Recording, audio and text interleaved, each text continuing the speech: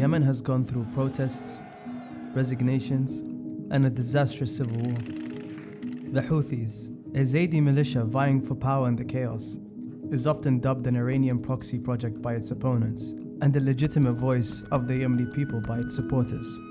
But who are the Houthis, and what's their history leading up to the civil war? Welcome to the Thursday Report. It's Ibrahim again. If you haven't already, press the subscribe button for more great content.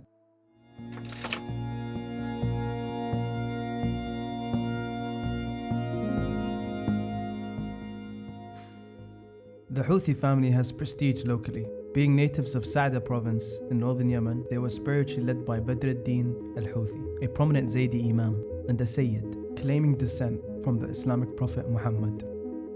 As claimed by a Houthi biography, Badr ad-Din al-Houthi became a target for assassination in 1979. He decided to flee to Iran with his sons Hussein and Abd al-Malik. There in hiding, the family, according to the biography, resisted conversion to Twelver Islam, instead fostering a mutual relationship with the clerics of Iran. This narrative is most probably false. Badr ad-Din was most likely part of a delegation of Zaydi Yemenis that have been recorded to have visited Iran in 1979. Not for refuge, but to congratulate Khomeini on the recent revolution. The group would continue to travel to Iran throughout the 1980s to study in the city of Qom and attempt to represent the Zaydis of Yemen.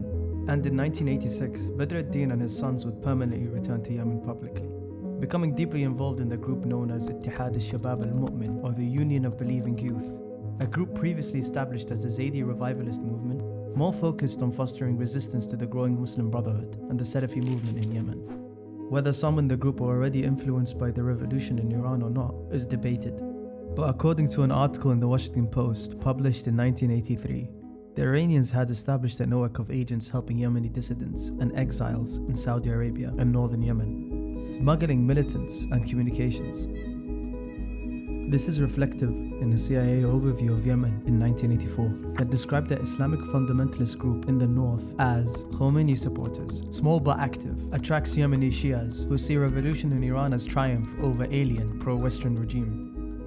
The report is disputed to mean the activities of the Houthis that some analysts believe in hindsight to be directly referring to the group's supporters' early activities under the banner of the Union of Believing Youth and its political wing, Hizb al-Haq, or the Party of Truth. Believing Youth mainly emerged in the early 90s and was at first not directly controlled by al-Houthi and his sons. They ran private madrasas and seminars that focused on restoring Zaydi heritage. Many secular Yemenis accused the groups of trying to reintroduce theocratic and sectarian tones into Yemen, much like the Salafi groups. The Zaydi scholars who supported these initiatives accused the secular critics of trying to limit their freedoms and impose a sort of cancel culture against them and other religious groups, calling it a secular mistrust of religious establishment. The Houthis as a family gained local popularity, with Hussein attracting many Zaydis to his sermons and lectures. Soon they became a competent political force in Sa'da, with Hussein al-Houthi even becoming an MP for his local government, and at many times receiving government financial support until the late 90s. The government assumed that they could use Hussein against the Salafi parties and the Muslim Brotherhood affiliate Al-Islah. Hussein and his father, Badr ad-Din, continued to assert their family's leadership in the movements, and the Houthis succeeded in dominating the Zaydi revivalist movement in Sa'da. By the late 90s, Hussein was the main face and established a tight grip on its organizations, being the most vocal and active leader in the arena. The Houthis, claiming descent from the Prophet through Ali with their high local religious influence, began accusing the Yemeni government of aligning too closely with the non-Muslims, particularly USA and Israel. Hussein's speeches and sermons spread locally through cassette tapes, focused heavily on the US's wars in Afghanistan and Iraq, co-opting the unpopular view of the campaigns amongst Yemenis, while also accusing the Yemeni government of being passive and implying the president, Ali Abdullah Saleh, also a Zaydi Muslim, of collusion with the West in a crusade to kill Muslims. And in 2002, they formally adopted the slogan inspired by the Iranian Revolution: Allahu Akbar, Al-Mawtu li-Amrika, Al-Mawtu li-Israel, Al-La'na ala al-Yahud, Al-Nasru lil-Islam, which translates to God is the greatest, death to America, death to Israel, curse upon the Jews, glory to Islam. And as the relationship with the government continued to become strained, the group began digging trenches around the cities of Marran and Dahyan. The rising militant rhetoric and Hussein's constant weighing in on Yemen's foreign policy resulted in the Yemeni government cutting its ties and funding with Hussein al-Houthi in the year 2000, seeing him as an uncontrollable liability rather than a force that can be mended and directed against other Islamists. Angered and frustrated by Saleh's moves, Hussein began organizing and deploying his supporters to anti-government protests in Sa'da. At the back of lectures accusing Saleh's regime of colluding with the so-called Crusaders, Hussein's supporters began forming crowds, chanting outside Zaydi mosques in Sa'da and even at the capital of Sana'a against the USA, Israel, and the Jews. The government announced a crackdown on the Houthis, calling for the arrest of Hussein. They are now in open conflict, resulting in an open insurgency by the Houthis and their supporters against the government. When the conflict first erupted, the traditional Zaydi scholars initially rallied behind the government and against Hussein, announcing their opposition to Hussein's activities. They cited the lack of qualification in the religious field by Hussein and later Abd al-Malik. Compared to their father, Badr ad-Din, they were illegitimate in leading the Zaydi revivalist movement. The scholars could also have been said to be reluctant to rally around the Houthis due to the Republic's likelihood to crack down on them if they did so. They were more willing to do so after 2011, when Saleh stepped down.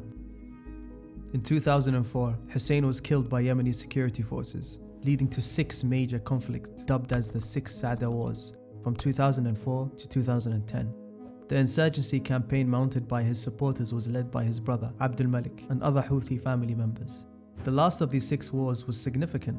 The Houthis crossed past the northern Yemeni border into the Kingdom of Saudi Arabia, shot dead border guards and seized the border village.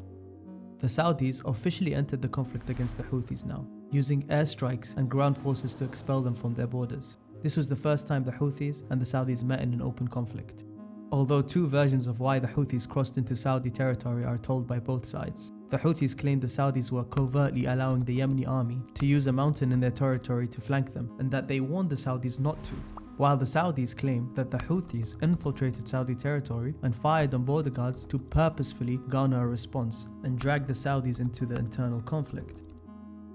During the 6 Sa'da Wars, the Houthis were openly accused by Saleh for the first time to be funded by Iran. The government claimed that 2 Iranian shipments were intercepted in 2009, containing numerous arms and Iranian personnel on their way to be smuggled directly to the Houthis. And at the time, in a twist against their espoused anti-Salafi stance, the Houthis were willingly allied with Al-Qaeda in Yemen during the conflict against the government, with Al-Qaeda fighters fighting side by side with the Houthis.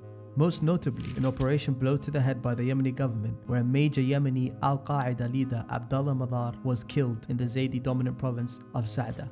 The insurgency against the government continued in the north. Well into 2010, ceasefires were signed and broken on the same day by both the Houthis and the government. And in 2011, the tide will turn into the Houthis' favor.